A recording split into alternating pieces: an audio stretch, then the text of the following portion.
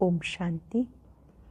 आज बाबा के 30 अप्रैल 2021 के साकार मधुर महावाक्य हैं। आज इस मास का ये लास्ट डे है। अपना चार्ट चेक करेंगे और शुक्रिया दिवस पर बाबा का शुक्रिया करेंगे जिन्होंने हमें चार्ट चेक करना सिखाया।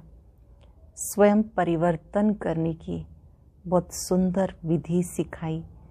बाबा का बारंबार दिल से शुक्रिया शुक्रिया शुक्रिया। सभी चेक करेंगे इस अप्रैल मास में 30 दिनों में मैंने कितने दिन अमृत वेला किया, किस क्वालिटी का किया, पावरफुल रहा था या केवल नियम निभाने के लिए। अगर हमें लगता है कि इतना पावरफुल नहीं था तो अब दृढ़ संकल्प से ठीक करेंगे। चेक करने के साथ साथ चेंज भी लाएंगे। बाबा की मुरली 30 दिन लगातार सुनी या कोई मिस हुई, अगर 1 या 2 मिस हो गई तो उन्हें फिर से कलेक्ट करके पढ़ेंगे। ट्रैफिक कंट्रोल अटेंशन से किए, 5 स्वरूपों का अभ्यास किया या नहीं, संध्या काल में नुमा शाम के समय क्या हमने विश्व को शांति का दान दिया, सोने से पहले अपना चार्ट प्रतिदिन चेक किया, बाबा को पत्र लिखा या नहीं। ये सब मुख्य बातें अटेंशन से हम चेक करेंगे और जहाँ भी कमी रही उसे ठीक करेंगे। एक निश्चय के साथ, बाबा मेरे साथ है, मैं जो हूँ जैसा हूँ, बाबा की याद से मुझे अपने चार्ट को ठीक करना है। आज की मधुर मुरली में बाबा ने ऑक्यूपेशन के बारे में बताया। बाबा का जो कर्तव्य है, बाबा जो इस समय कर रहे हैं कार्य, वो केवल ब्राह्मण बच्चे ही जानते हैं। बाबा का कार्य कौन सा है कि वो बाप, टीचर, सतगुरु है। ये बात जो बाबा के बच्चे बने हैं वो ही जानते हैं कि बाबा फिर से आदि सनातन देवी देवता धर्म की स्थापना कर रहे हैं, मनुष्य को देवता बनाने का कार्य कर रहे हैं। ये बात ब्राह्मण बच्चों के सिवाय दुनिया में कोई भी नहीं जानते कि ईश्वर का ऑक्यूपेशन क्या है। बाबा ही भोलानाथ है, बिगड़ी को बनाने वाला है। बाबा ने कहा, मैं मनुष्यों सदृश जन्म नहीं लेता, ना ही मेरी कोई ऐसी पालना होती है। मैं जन्म पुनर्जन्म से परे हूँ। मैं तो केवल अवतरित होता हूँ, आकर के मनुष्य को देवता बनाता हूँ। इस समय तुम बच्चे भी बाबा जैसे गुण धारण कर रहे हो। जैसे बाबा नॉलेजफुल है, पीसफुल है, ब्लिसफुल है। बाबा के गुणों को धारण कर आप श्री लक्ष्मी नारायण जैसा बन रहे हो। अब का जो पुरुषार्थ है यही कल्प कल्प चलेगा, इसलिए पुरुषार्थ में ढीला नहीं होना।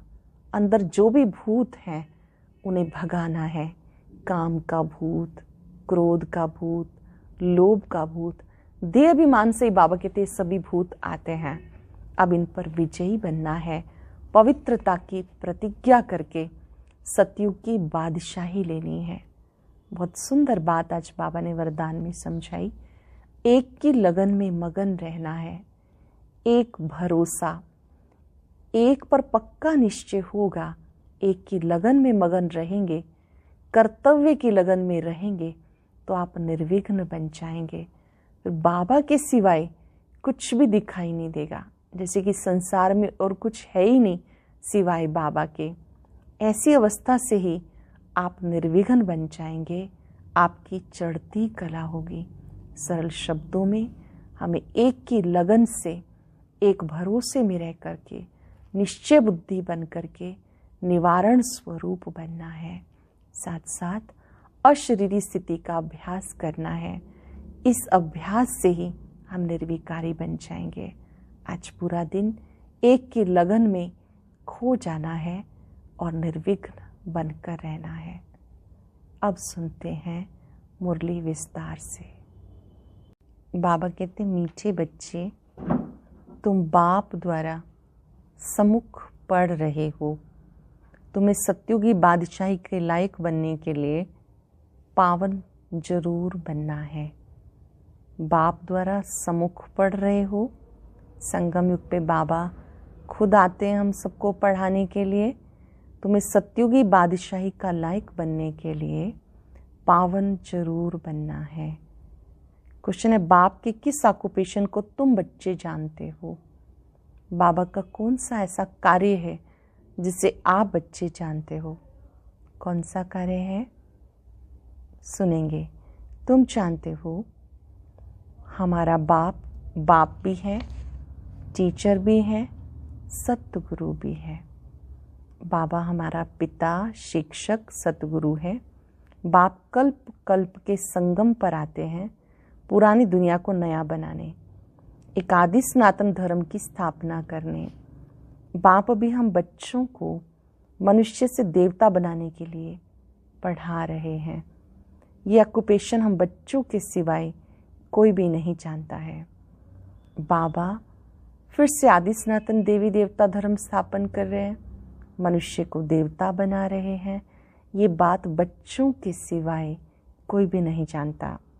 गीता, भोलेनाथ से निराला कोई और नहीं, गौरीनाथ से निराला कोई और नहीं। ओम शांति। ओम शांति का अर्थ बच्चों को बार बार समझाया। ओम माना मैं आत्मा हूँ, मेरा ये शरीर है। शरीर भी कह सकता है कि मेरी ये आत्मा है। जैसे शरीर, आत्मा शरीर को चलाती है। शिव बाबा कहते तुम मेरे हो, बच्चे कहते बाबा आप हमारे हो। वैसे आत्मा कहती मेरा शरीर, शरीर कहेगा मेरी आत्मा।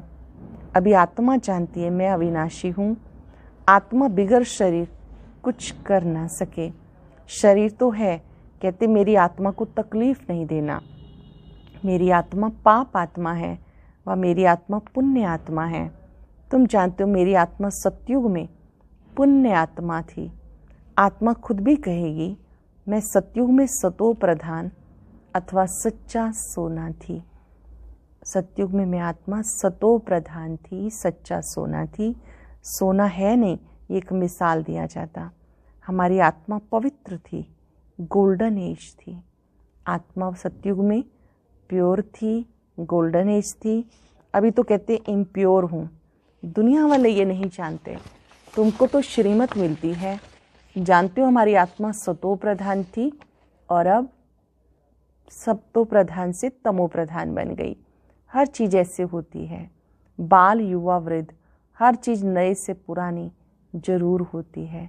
दुनिया भी पहले गोल्डन एज सतो प्रधान थी, फिर तमो प्रधान आयरन एज है, तब दुखी है। सतो प्रधान माना सुधरी हुई, तमो प्रधान माना बिगड़ी हुई। गीत में भी कहते बिगड़ी को बनाने वाला। पुरानी दुनिया बिगड़ी हुई है क्योंकि रावण राज्य है और सब पतित हैं। सतयुग में सब पावन थे, उसको न्यू वाइसलेस वर्ल्ड कहते हैं। ये है ओल्ड विशियस वर्ल्ड। कलयुगी दुनिया पुरानी दुनिया है, विकारी दुनिया है। अब कलयुग आयरन एज है। ये सब बातें कोई स्कूल कॉलेज में नहीं पढ़ाई जाती। भगवान स्वयं आके पढ़ाते हैं और राजयोग सिखाते हैं। गीता में लिखा हुआ है, भगवान वाच श्रीमद् भगवद गीता। श्रीमत माना श्रेष्ठ मत। श्रेष्ठ ते श्रेष्ठ, ऊंच ते ऊंच भगवान है। उनका नाम एक्यूरेट शिव है। रुद्र जयंती व रुद्र रात्रि कभी नहीं सुना होगा। शिवरात्रि कहते हैं। शिव तो निराकार है। अब निराकार की रात्रि व जयंती कैसे मनाई जाए? कृष्ण की जयंती तो ठीक है, फलाने का बच्चा है, उनकी तिथि तारीख दिखाते हैं। शिव के लिए कोई जानते नहीं कब पैदा हुआ, ये तो जानना चाहिए ना। अब तुम्हें समझ मिली है श्री कृष्ण ने सतयुग आदि में कैसे जन्म लिया।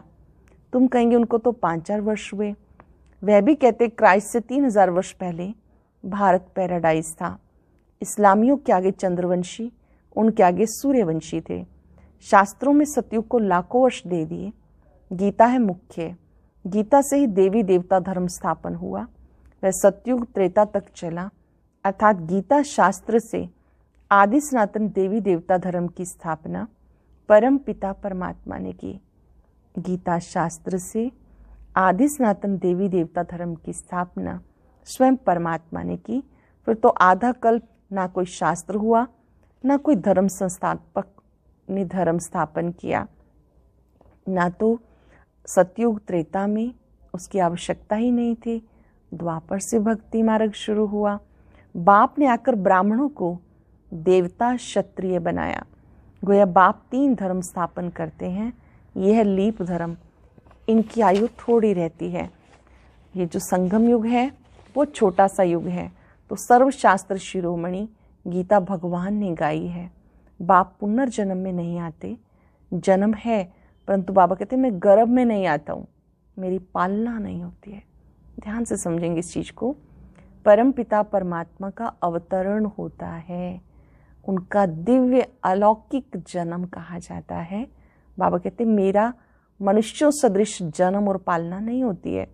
सतयुग में भी जो बच्चे होते हैं वो गर्भ महल में रहते हैं। रावण राज्य में गर्भ जेल में आना पड़ता, पाप जेल में भोगे जाते, गर्भ में अंजाम करते।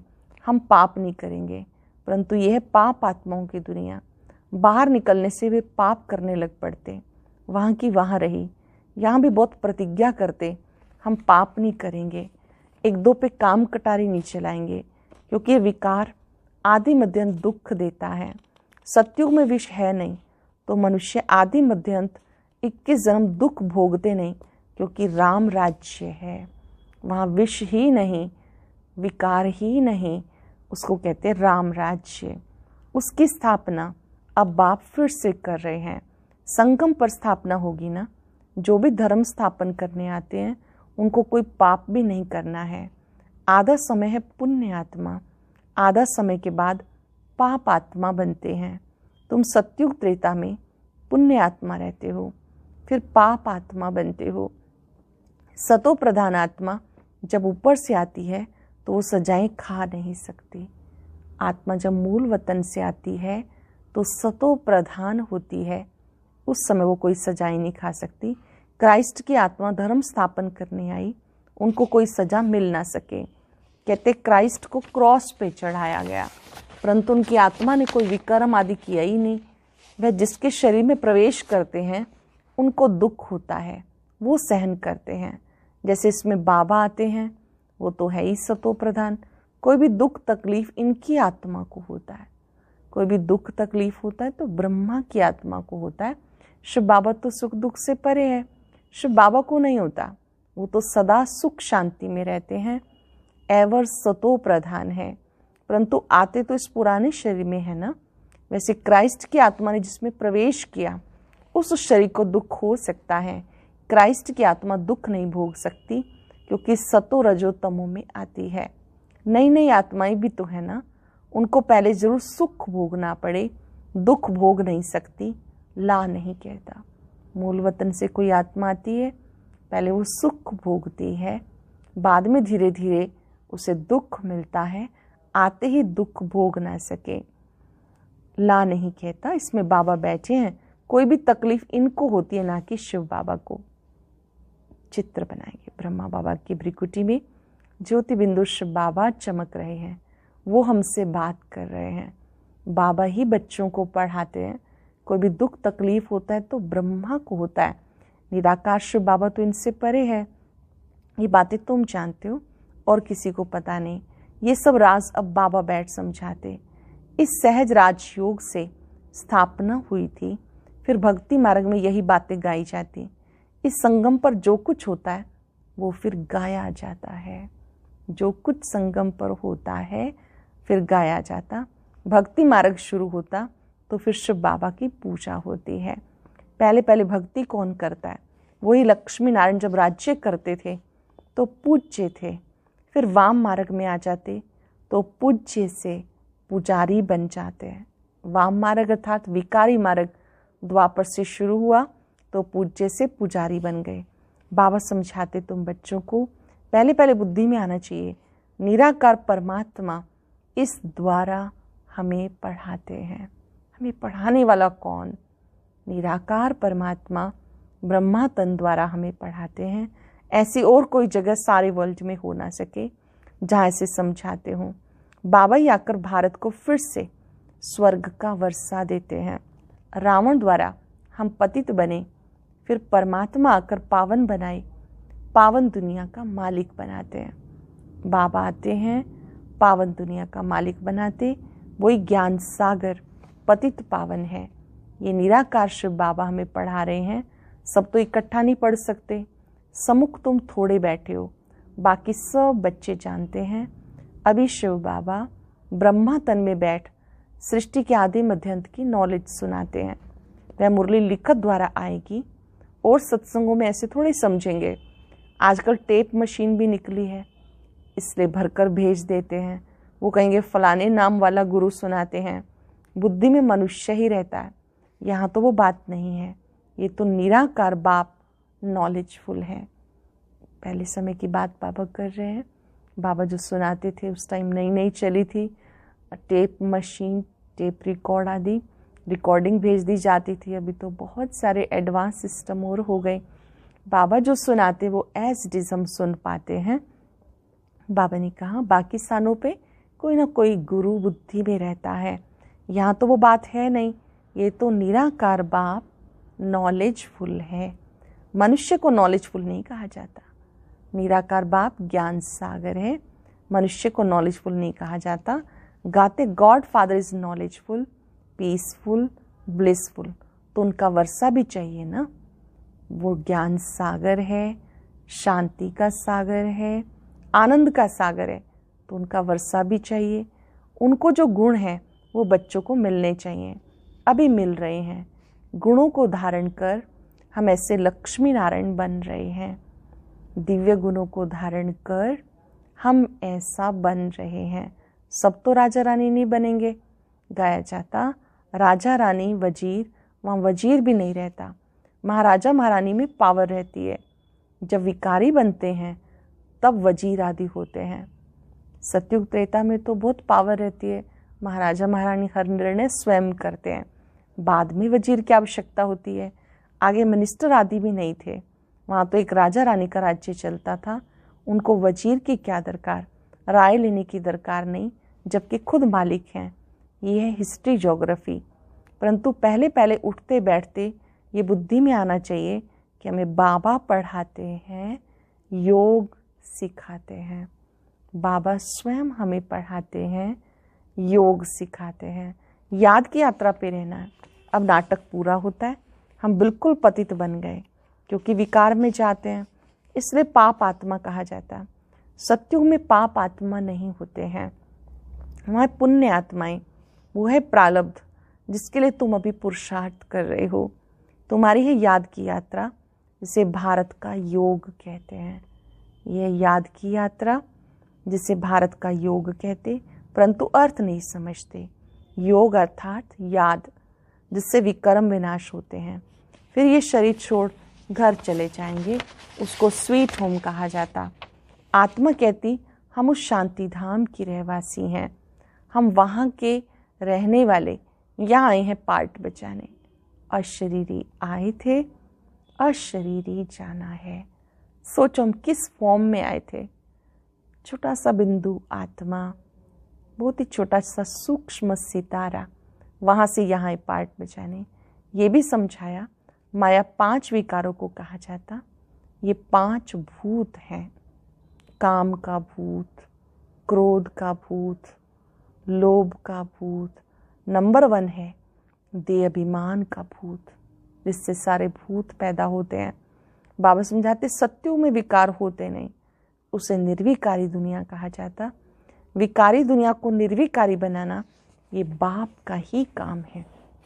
जब जब दुनिया विकारी बन जाती, उसे निर्विकारी बनाना बाप का काम है।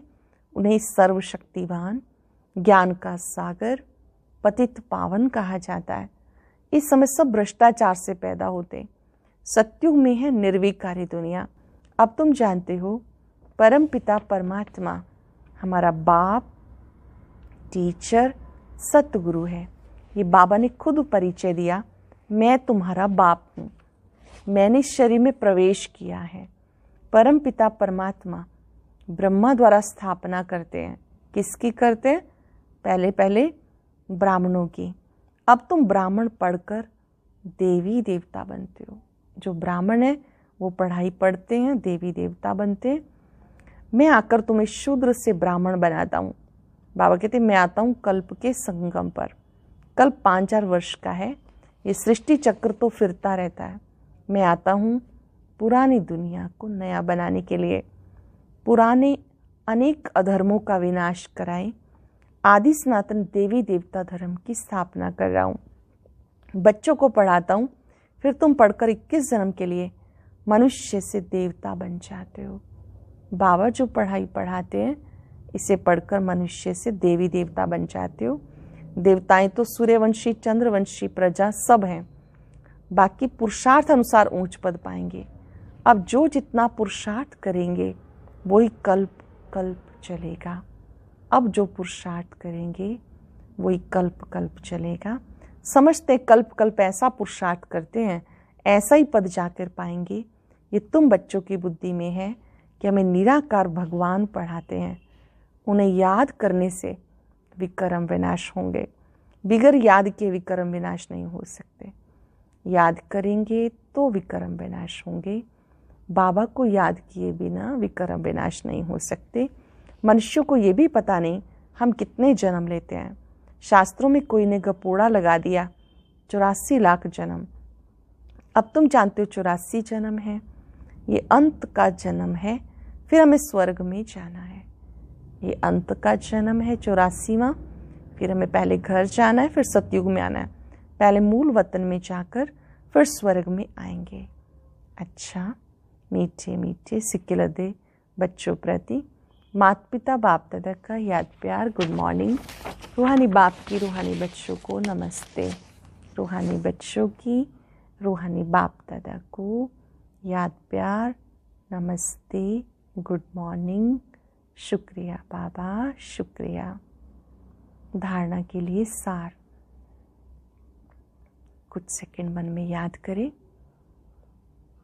आज मेरे बाबा ने मेरे लिए क्या आदेश दिया,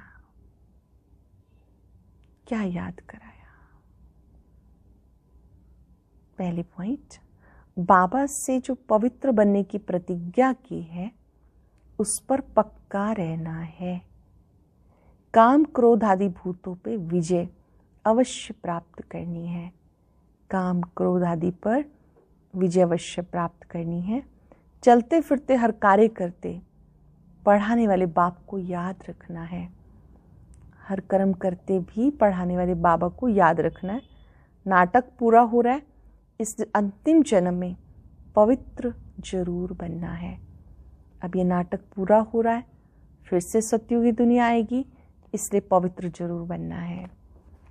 वरदान है एक लगन, एक भरोसा, एक रस अवस्था द्वारा सदा निर्विघ्न बनने वाले निवारण स्वरूप भव। एक लगन, एक भरोसा, एक रस अवस्था द्वारा सदा निर्विघ्न बनने वाले निवारण स्वरूप भव। सदा एक बाप की लगन, बाप के कर्तव्य की लगन में ऐसे मगन रहो जो संसार में कोई भी वस्तु या व्यक्ति है ये अनुभव ही ना हो।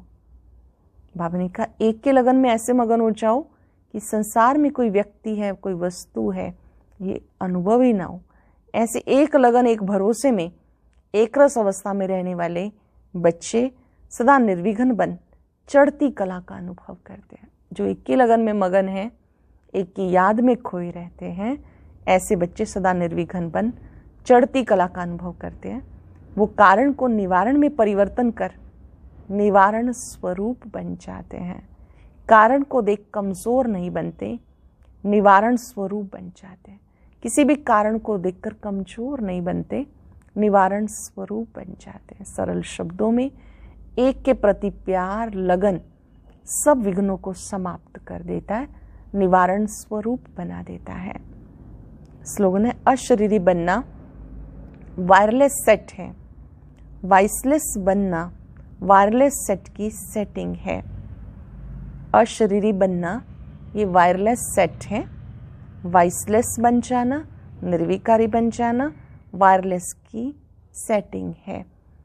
आज हम सब चलते फिरते याद करेंगे, मैं एक की लगन में वगन, निर्विघ्न आत्मा हूँ। ओम शांति। अंतिम समय के पेपर में पहले से ही क्या तैयारी करनी है, सुनते हैं इस वीडियो में।